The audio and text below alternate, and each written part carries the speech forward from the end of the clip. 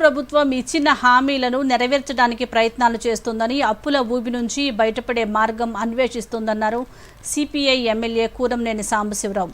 ఇంద్రవెల్లి ఘటనకు 44 ఏళ్లు పూర్తయిన నేపథ్యంలో కరీంనగర్లో జరిగిన సభలో ప్రసంగించారు.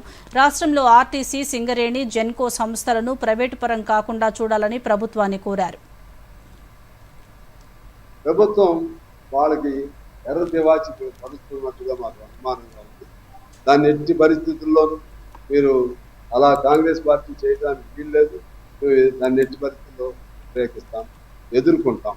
సింగరేణిని బతికించుకుంటాం, ఆర్టీసీని బతికించుకుంటాం, జెన్కోని బతికించుకుంటాం.